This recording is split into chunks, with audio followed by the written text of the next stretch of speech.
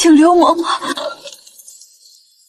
老夫人半月前就发了话，那样的圣手，得紧着能为顾家生下长孙的沈小娘用。你说什么？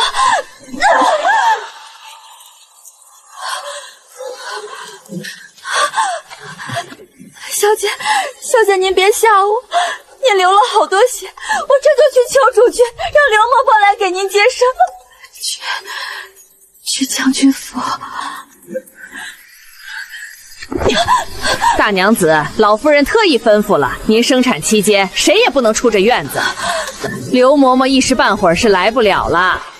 大夫早瞧过了，沈小娘怀的是个哥儿，您这胎不过是个姐儿，那样的圣手自然得紧着沈小娘用。毕竟顾家长孙的金贵可不是一个丫头片子能比的。不过您也别着急，主君这不是派了我们2人来给您接生了吗？老婆子我虽比不得刘婆子，却也接过几个孩子，就让我们来。狗奴才，睁开你们的狗眼看清楚，里头躺着的是镇国将军府的嫡小姐。今日我家小姐若真有半分差池，届时莫说主君，就是天王老子也保不住你们全家，还不赶紧滚开！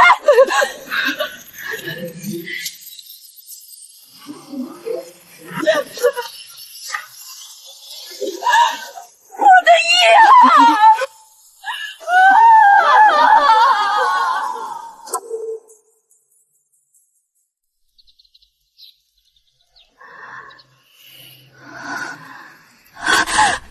小姐您醒了，小姐您生产时血崩，伤了根本，奶水不足，小小姐饿得一直在哭。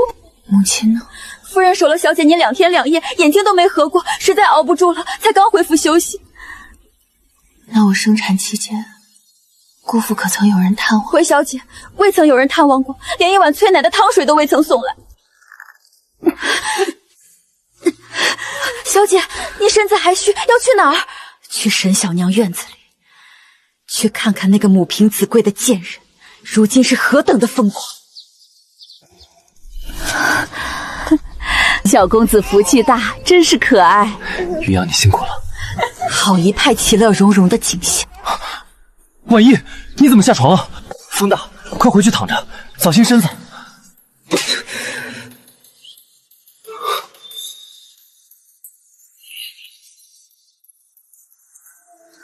沈云瑶，谁给你的胆子动我的东西？姐姐说的什么话，妹妹听不懂。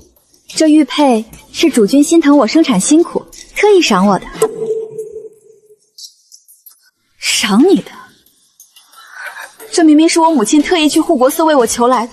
她说这玉佩能让我安胎净神，保母子平安，我一直贴身带着。可如今，这玉佩怎么莫名其妙就到了你身上？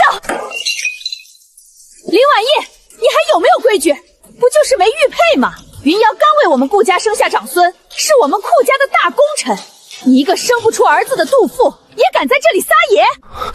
求你了，婉意，有话我们回房说，别在这儿闹。你要顾全大局，休要失了顾家主母的气度。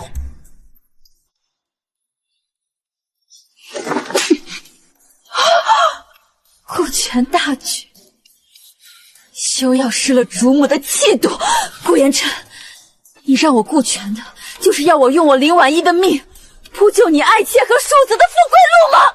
顾言琛，沈云瑶身上那件料子，是去年我生产母亲送我的贡品云锦吧？她房间里摆着的那架12扇紫檀木雕花屏风，也是我嫁妆里最贵重的一件。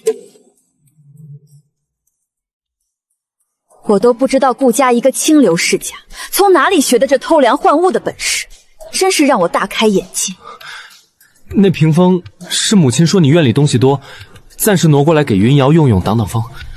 母亲她盼孙子盼了这么多年，你就当是为了我体谅她一次。体谅她？那谁来体谅我？我在产房里九死一生，你却守在爱妾身边嘘寒问暖，我母亲为我求来的恩典，却成了你爱妾的福气。你们的脸皮是城墙做的吗？还是说我上辈子欠你的，这辈子你要这么报复我？林婉意，云瑶无父无母，身世可怜。你身为正妻，自己享着将军府的福，难道不该多担待她一些吗？你也会说我想着的是将军府的福。他沈氏有什么资格让我担待？他可怜，我被你们算计性命，我不可怜。我的女儿刚出世就被你们如此作践，她不可怜。谁稀罕你的破东西？不过是个丫头片子，也配用那些好东西？她的福气生来就该让给她弟弟。婉仪，先别气，听我解释。母亲拉扯我长大不容易，她就盼个孙子。云瑶她身子弱，你当主母的，就算是为了我，忍一忍吧。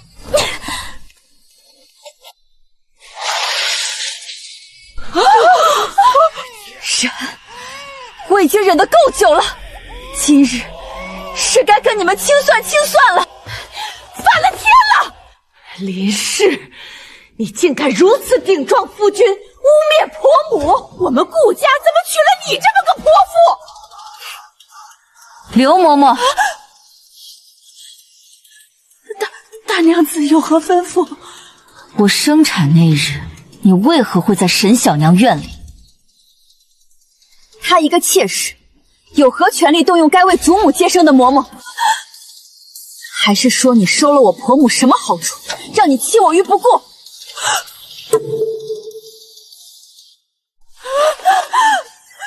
大娘子明鉴，老奴冤枉啊！哦，那日沈小娘寅时初就发动了，发作的又急又猛。丫鬟来请的时候说她疼得直打滚，连气都喘不浑，怕是胎位不正要出大事。寅时初，谁去请的你？可有老夫人的手令？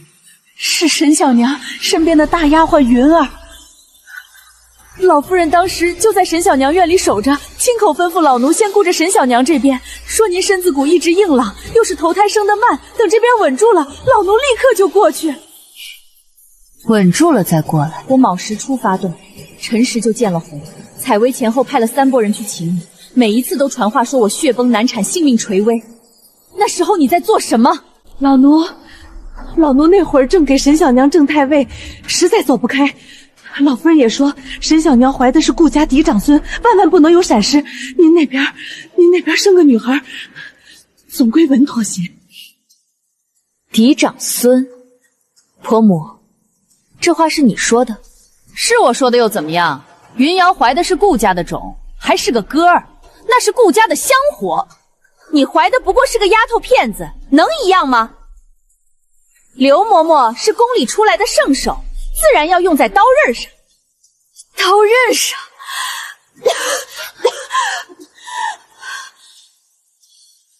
我的孩子是顾家嫡女，婆母一句丫头片子，就把我母女2人的命都轻贱了。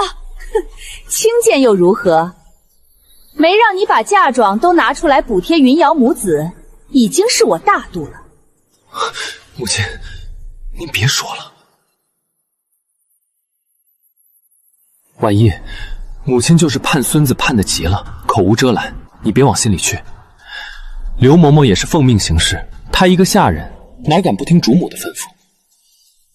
主母？顾家的主母是我，还是沈云瑶？刘嬷嬷是我母亲进宫求了皇后娘娘恩典，专门指派来给我接生的。别说婆母只是个老夫人，就算是你顾延瞻，也没资格调派宫里出来的人。刘嬷嬷，宫里的规矩你该比我清楚，外派的嬷嬷只听恩主家的差遣，私受别家吩咐，贻误正主性命，按宫规该怎么处置，用我提醒你吗？大娘子饶命，老奴糊涂，老奴一时鬼迷心窍，听了老夫人的话，求大娘子千万别把这事儿捅到宫里去。老奴上有老下有小，要是被逐出宫去，我们一家子都活不成了。现在知道怕了。我家小姐难产血崩的时候，你怎么不想想她活不活得成？要不是我们夫人来得及时，我家小姐和小娘子早就没了。采薇，你刚才说这事儿就算了？是，婉仪，这事儿闹大了不好听，传出去人家要说我们顾家后院不宁，对你的名声也有影响。刘嬷嬷好歹顺利接生下了顾家长孙，没有功劳也有苦劳，不如就这么算了。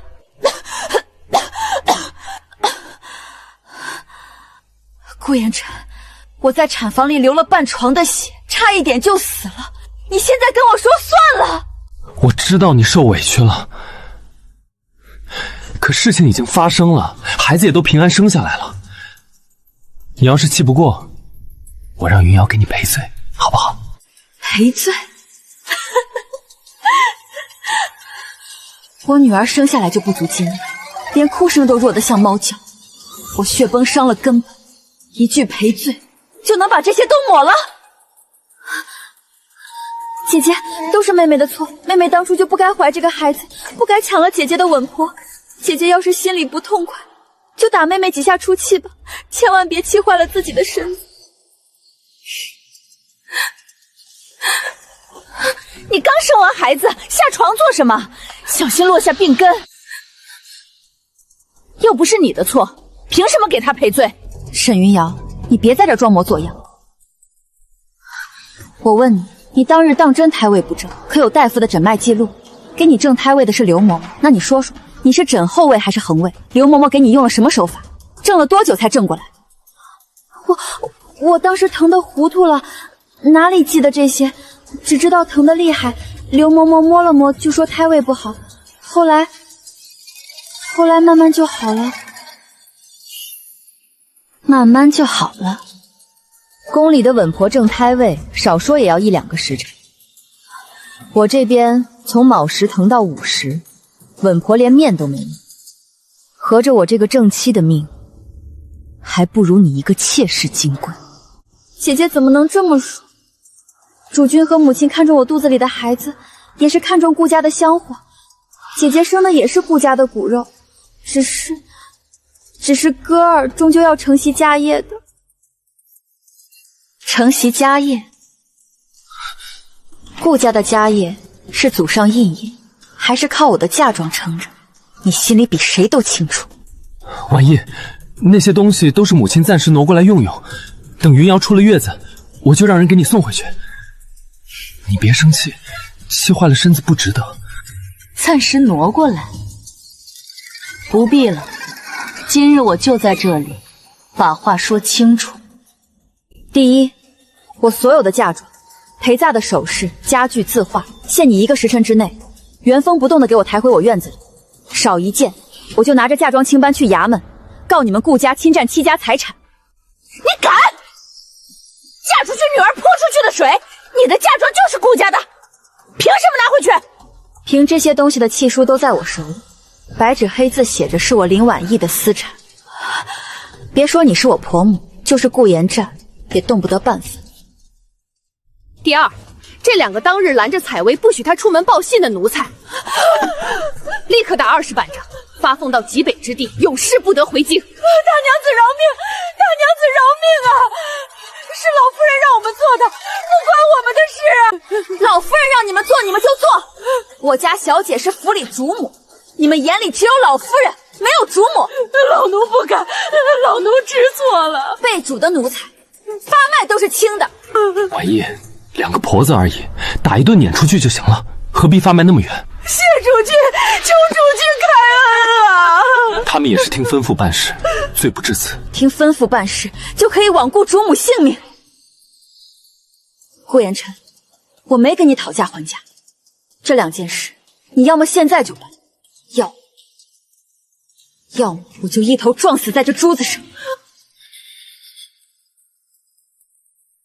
好，我答应你。延琛，不能答应啊！那些东西给了他，云瑶和孩子怎么办？还有那2个婆子，都是跟着我多年的老人了，怎么能说发卖就发卖？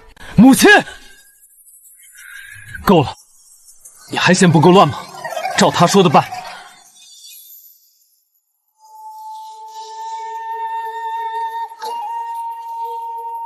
1个时辰后，我在我院子里清点，少一样，咱们就衙门见。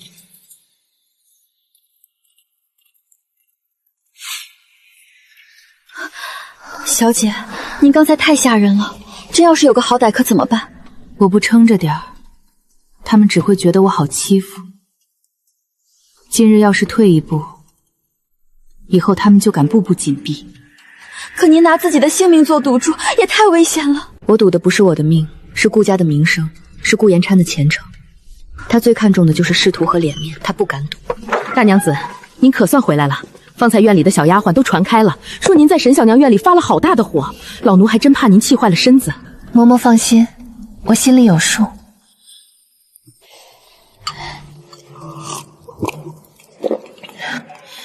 你是不知道，您生产那日可把老奴吓坏了。采薇姑娘翻后墙跑出去的时候，身上都摔青了。要不是刚好碰到夫人派来送安胎药的人，咱们可就真叫天天不应了。你翻后墙了，摔着了，我怎么不知道？没事没事，就蹭破点皮，早就好了。傻丫头，辛苦你了。奴婢不辛苦，只要小姐和小娘子平安就好。当日老夫人吩咐下去，说咱们院里的人一律不许出府。老奴当时想出去报信儿，都被她拦下来了。要不是采薇姑娘机灵，怕是真要误了大事。看来这府里要变天了。从前我只当她是刻薄些，没想到她竟有这么大的胆子，敢扣稳婆拦报信，是真的想让我死在产床上。她就是打的这个主意。您要是真没了，您的嫁妆就全成了顾家的。沈小娘生了儿子，以后就是顾家的主母，他们母子就彻底占了这府里的一切。张嬷嬷，你在京里待了大半辈子，人脉也广。我问你件事儿，你帮我想想。大娘子，您说，3年前围场我坠马那件事，你还记得吗？当时我的马突然受惊，往林子里跑。小心！顾延琛刚好就在那条偏僻的小路上，还救了我。你不觉得太巧了吗？您这么一说，老奴还真觉得有点不对劲。那匹马是将军亲自给您挑的，性子最温顺，平时连鞭炮声都不怕，怎么会平白无故受惊？还有姑爷，他一个文弱书生，那天怎么会刚好走到那么偏的地方去？不止这些，办事不力，还不快滚！当时的马夫事后没多久就被打发走了，说是办事不力，遣回原籍了。可马世清本是常侍，何至于直接赶走，还给了不少安家费，像是堵嘴。小姐这么说，奴婢也想起来了。那天您本来是要和侯府小姐一起去围场东边的，结果姑爷派人来说西边有罕见的白狐，引着您往西边去了。现在想想，可不就是故意把您引到偏僻地方去吗？好得很。我林婉意活了18年，竟被人从头算计到尾。小姐，那现在怎么办？要是当初的事真是姑爷设计的，那他也太可怕了。大娘子，这事儿咱们没凭没据的，也不好乱说，不如老奴去打听打听当年那个马夫的下落，要是能找到人，一问就清楚了。好，这件事就麻烦嬷嬷了，务必隐秘些，别让顾府的人察觉。老奴省得。还有一件事，老奴前阵子出去采买，撞见老夫人和一个陌生男子在巷子里说话，两人鬼鬼祟祟的，老夫人还塞了个荷包给那人。老奴看着那人眼熟，像是早年跟老夫人有过来往的。陌生男子，可知是什么人？老奴当时离得远，没看清脸，只听老夫人叫他峰哥，还说什么孩子的事儿你别操心，有我呢。老奴当时没多想，现在看来，说不定有什么隐情。峰哥，嬷嬷，这件事也顺便查查，看看秦氏年轻的时候有没有什么相好的，叫什么名字，现在在做什么。哎，老奴记下了。大娘子，主君派人送东西过来了，说都是您的嫁妆，请您清点。让他们抬进来。采薇，你拿着清单去核对，一件都不能少。是。大娘子，您先歇会儿，老奴去盯着点儿，免得他们浑水摸鱼，少拿了东西。从前我总觉得顾延琛只是性子软愚孝，心里还是有他的。可经过生产这一遭，算是彻底醒了。他心里从来只有他自己，母亲、妾室、儿子，都只是他用来装点纹面、延续烟火的工具。而我林婉意，不过是他攀附将军府获取财富的跳板。小姐，都点完了，东西都齐了，屏风、玉佩、云锦料子，还有那些首饰家具，一件都没少。那2个婆婆也被拉下去打板子了，说是打完就直接发卖。东西都归置好，奇书都收妥，别再让人拿了去。奴婢都安排好了。小姐，您说主君这次怎么这么痛快就答应了？他不是痛快，是怕。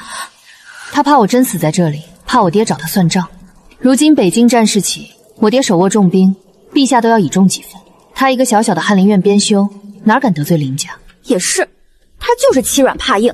以前觉得咱们小姐性子好，就可劲儿欺负，现在知道厉害了，又怂了。采薇，研磨。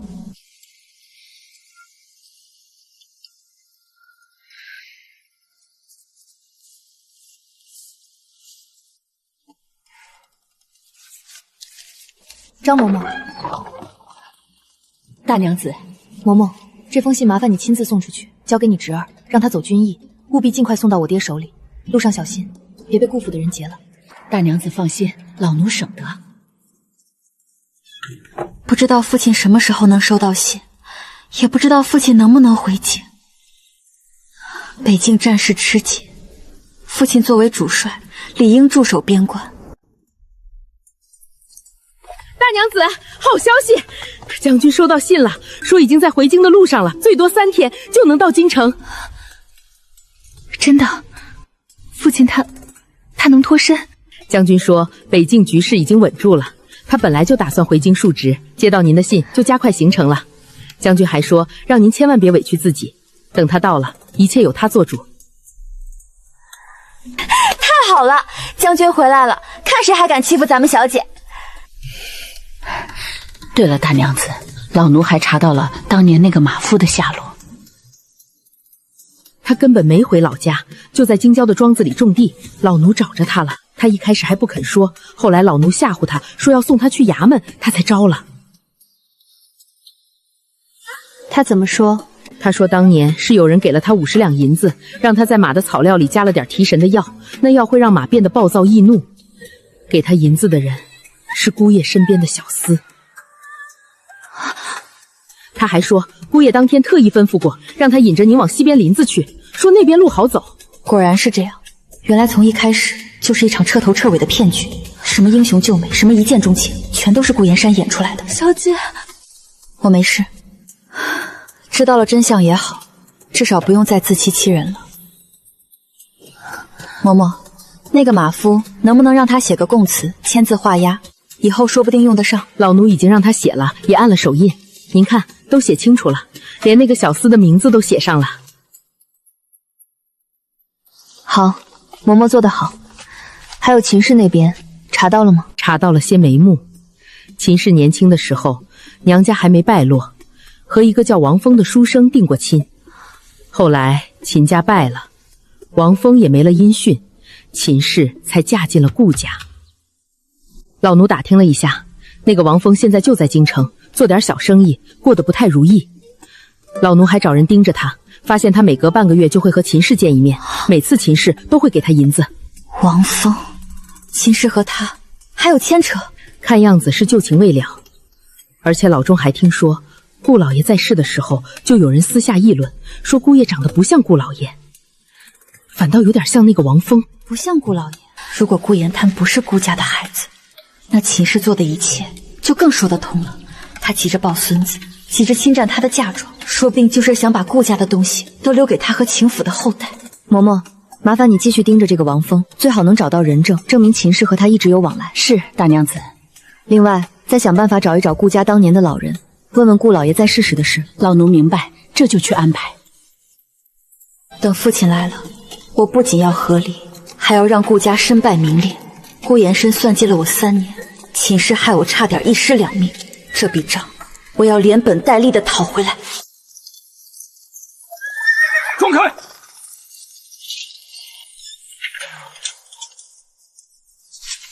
外面怎么回事？吵吵闹闹的。主君，不好了，大门被人踹开了，是郑国将军，林将军回来了，带了好多牵兵。什么？林威，他怎么回来了？他不是在边关吗？言琛，怎么回事？林威回来了，他怎么敢私自回京？那可是杀头的大罪。我也不知道，走，出去看看。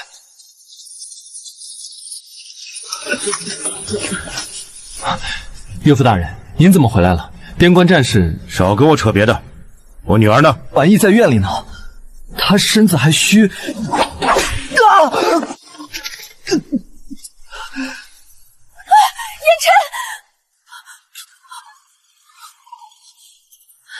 林威，你敢打我儿子？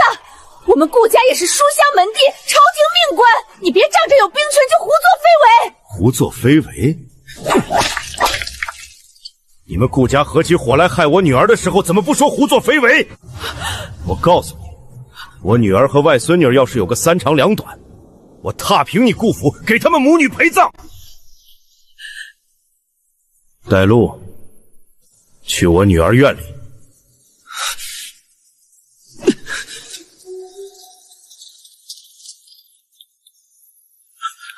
叶儿，爹，爹来了，别怕，委屈你了。女儿不委屈，就是差点就见不到爹和娘了。说吧，我女儿生产当日是谁扣下宫里的稳婆？是谁拦着丫鬟出去报信？是谁存心要我女儿的命？岳父，都是误会，母亲只是一时着急，看中长孙才……长孙？我看你们是重我女儿的嫁妆了。我林家给的10里红妆，够你们顾家挥霍10辈子，你们还不满足，还要谋财害命？我们没有，婉仪不是好好的吗？好好的，血崩难产，九死一生，叫好好的。要是我夫人晚到一步，我女儿现在就是一具尸体。来人，把当日拦着丫鬟的那2个婆子都带上来。说，当日是谁吩咐你们拦住大娘子的人，不许出去请大夫的？将军饶命，是老夫人，都是老夫人吩咐的，我们也是奉命行事啊！将军饶命。你还有什么话说？我也是为了顾家香火。好一个顾家的香火，我倒要看看，没了我林家的扶持，你们顾家的香火能不能延续下去？叶儿，跟爹回家。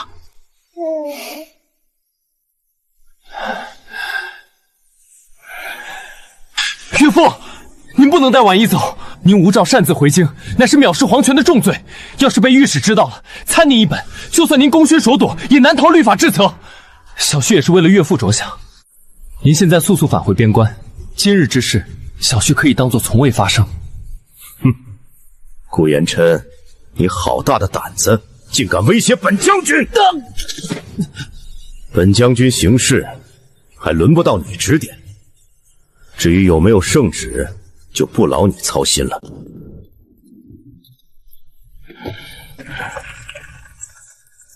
我的一儿，可算把你接回来了。娘，不哭不哭，回家了就好。娘给你炖了最好的参汤，回去好好补补。你这孩子受了这么大的委屈，怎么才肯送信回来？若不是你爹收到消息连夜回京，你和念安……娘，我没事了。如今我和念安都好好的，以后都不会再受欺负了。父亲，您为了女儿擅离离职，若是被御史台知晓，参您一本。傻丫头，真当你爹是那等莽撞无谋、不顾全家性命之人？陛下早有密旨，命我一旦稳住北境防线，便可即刻返京协理经营防务。爹不是私自回京，是奉旨回京。原来如此，是女儿多虑了。顾延琛那个蠢货，以为拿捏住了我的把柄，竟想用你爹私回京做文章威胁于我，真是可笑至极。义儿，你安心休养。如今你既已回家，爹娘便是你的倚仗，顾家欠你的一笔都少不了。没错，敢欺负我林薇的女儿，我让她吃不了兜着走。爹娘，女儿不会白受这些委屈，只是这一次，女儿想自己讨回来。哦，你想如何？从前我总想着相夫教子，守着顾家过日子，才步步退让，让他们得寸进尺。如今我有了念安，不能再躲在爹娘身后，该是我的，我要亲手拿回来；欠了我的，我要让他们亲手还回来。好，不愧是我林薇的女儿，你尽管放手去做，爹给你兜底。京城里还没人敢动我镇国将军的女儿。义儿，你先休息，娘和爹就先出去了。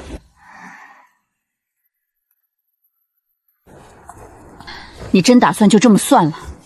顾家那对母子差点害了义儿的命。当然不能就这么算了，我已经让人拟了折子，把顾家苛待正妻、贻误生产的事上奏陛下，先让陛下罚他一罚，挫挫他的锐气。那和离的事，等义儿身子好些再说。和离对女子名声终归有影响，得安排妥当。最好是让顾家先出丑，理亏在前，到时候义儿和离也没人敢说闲话。还是你想的周到。对了，义儿说当年围场坠马的事有蹊跷，是真的吗？是真的，我已经查过了，当年的马夫都招了，是顾延琛那小子设计的。这小子从一开始就没安好心，算计咱们林家的权势和财富，真是狼心狗肺。当初我就觉得这门亲事不妥，门第差太多，可一儿喜欢，你又念着救命之恩，才答应了这门亲事。没想到竟是个圈套。现在说这些也晚了，当务之急是让一儿养好身子，然后顺顺利利和离，以后咱们好好照顾他们母女。也只能这样了。陛下已经下旨了，罚顾延琛3年俸禄。虽然罚的不重，但也算是敲山震虎。我知道，家事闹到朝堂上，陛下也只能罚到这份上。这只是开始，对吧，爹？你这丫头倒是沉得住气。没错，这只是开始。爹已经让人去查顾家的账目了。这些年他们用你的嫁妆补了不少亏空，还有贪墨族中产业的事。查到证据，咱们再慢慢跟他算。还有件事，爹，我让张嬷嬷查秦氏，发现她年轻的时候有个相好叫王峰，现在还和他有往来。府里还有老人说，顾延琛长得不像顾老爷，反倒像那个王峰。还有这种事？你的意思是？我只是怀疑，没有证据。但如果是真的，那顾延琛就不是顾家的血脉，到时候不用咱们动手，顾家族老就能把他们母子赶出去。这倒是个好路子。行，爹派人去查这个王峰，再想办法拿到证据。要是顾延琛真不是顾家的种，那可就热闹了。劳烦通禀将军与夫人，婉仪，我来接婉仪和孩子回家。彩薇，麻烦你去喊一下你小姐，说我有要事相求。好。将军、小姐，顾公子又来府门外了，说要求见小姐，还带了不少东西。不见，东西也退回去。哼，这小子还敢来，脸皮倒是够厚的。他肯定是想求情，想让我回去。他怕失去林家这个靠山，怕以后仕途不顺。要是我爹不是将军，他恐怕早就把我休了。凉他也不敢。以后他再来，直接打出去，不用通报。是。将军有令，顾家人等一律不见。我是婉仪的夫君，是林家的女婿，你们怎能拦我？将军有令，再敢纠缠，打断你的腿！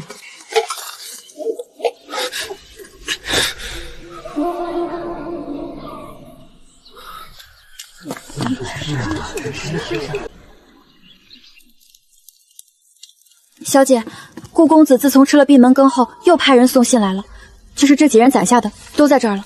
都烧了吧，以后他再送直接扔了，不必拿进来污我的眼。是。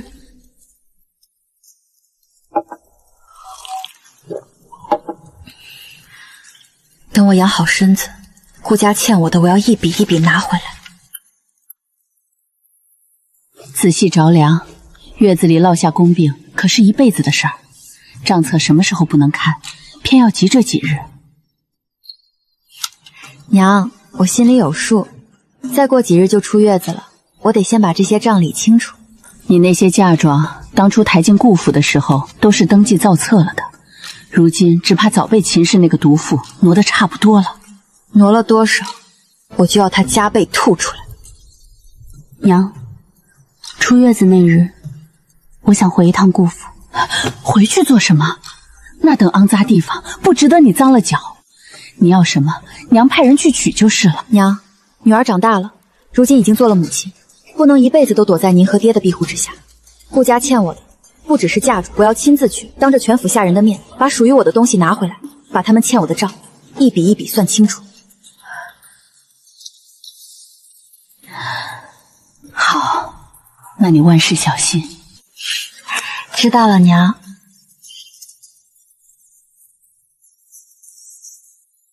都准备好了？爹，女儿想借王统领和100亲兵一用。借什么借？爹直接给你100亲兵，随你调遣。我倒要看看这京城里谁敢拦我林薇的女儿。记住，别给爹丢脸，该拿的拿，该清的清，出了事儿，爹担着。女儿记住了。谢谢爹。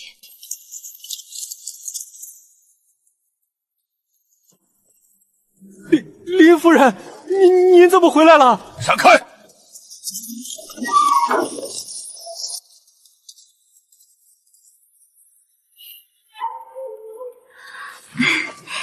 姐姐回来了，主君这几日还念叨您呢，说您身子不好，在娘家休养的怎么样了？林婉仪，你这是什么意思？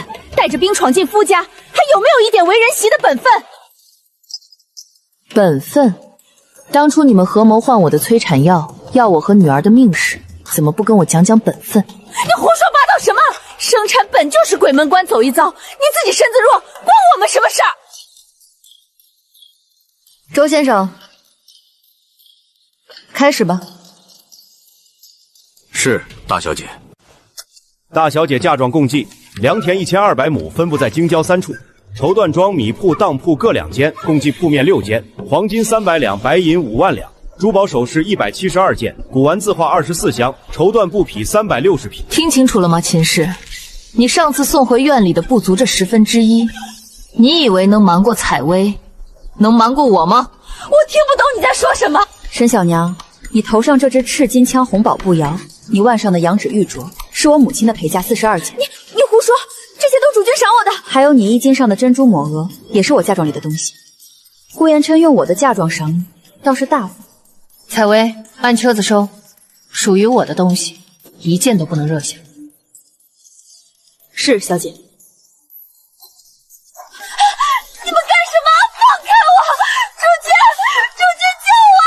沈小娘，这些是大小姐的陪嫁，本就不属于你，我们只是物归原主，还请小娘配合。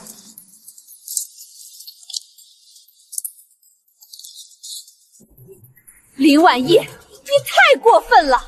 你既嫁进了顾家，你的人、你的嫁妆就都是顾家的，这些东西是我赏给我孙子的，你凭什么拿回去？凭什么？就凭这是我林家的东西。我嫁入顾家3年，中父一直由婆母代管，如今我身体痊愈，理当收回管家之权。今日我不仅要清点我的嫁妆，还要核对这3年的宫中账目，看看顾家的银子到底花去了哪里。回大小姐，这3年顾家宫中总收入共计8万7千两，总支出却有9万5千两，亏空8千两，其中有3千两现银、200亩良田以及12件贵重首饰，都被秦氏以家用之名支取，却没有对应流向记录。家用琐碎，难道每一笔都要记清楚？内院人情往来，难道不需要银子？人情往来，婆母的人情倒是都做到城外去了。带上来。是，大小姐。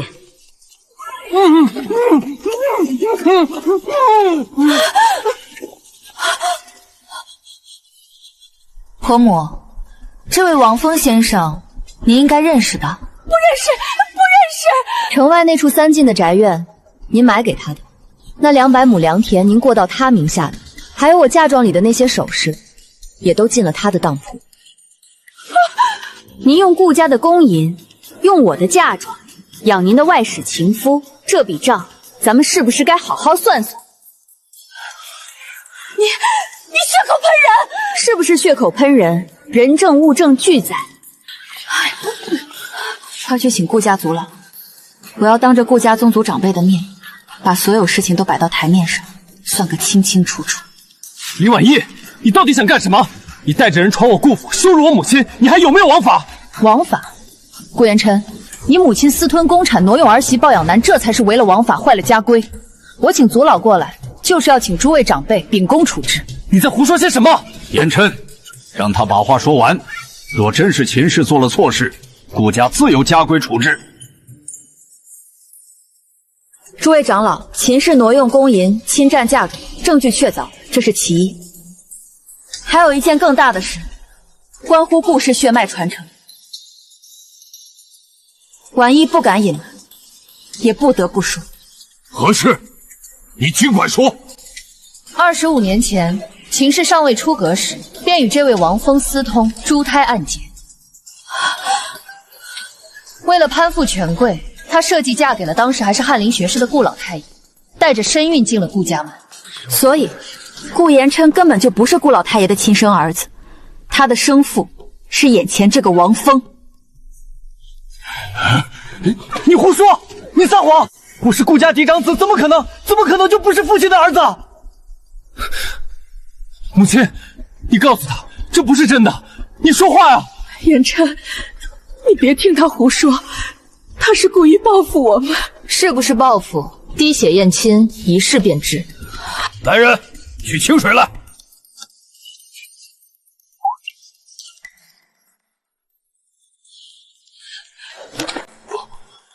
不可能，这不可能！母亲，你告诉我，这不是真的。我怎么会不是顾家的孩子？你说！为什么？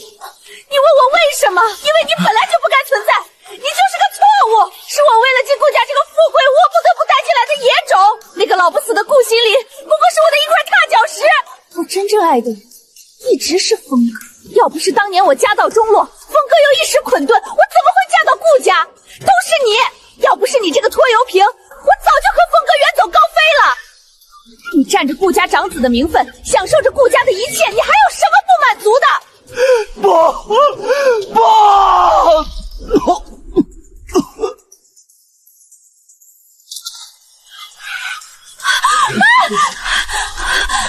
主君，家门不幸，家门不幸啊！诸位长老都亲眼所见，亲耳所闻了。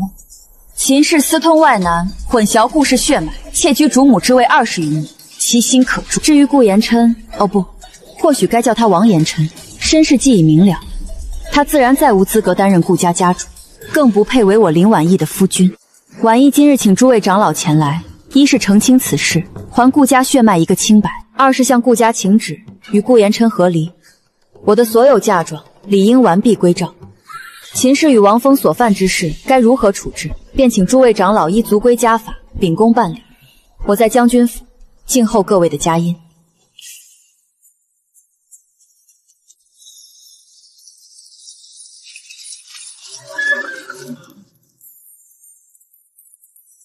将秦氏逐出宗族，乱棍打出。顾言琛虽非顾家血脉，毕竟占了20多年嫡子之名，便废为庶人，净身出户。回林姑娘，顾家的和离文书给您送来了。田产12处，铺面8间，金银珠宝共127箱，全数核对无误。这是额外的3节裴银和小公子的，聊表顾家的歉意。行，知道了，退下吧。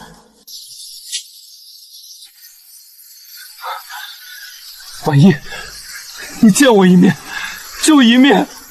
我知道错了，我混蛋，我不是人。婉意，你看在我们曾经的情分上，看在女儿的份上，原谅我这一次好不好？当年在围场我救了你，你说过会记我一辈子的。我们重新开始，我发誓，这辈子我给你当牛做马，再也不让你受一丝委屈。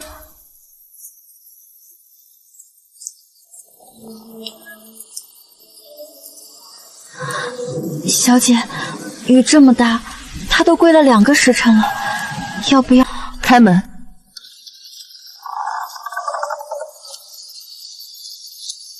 顾言琛，你还有胆子提围场那件事？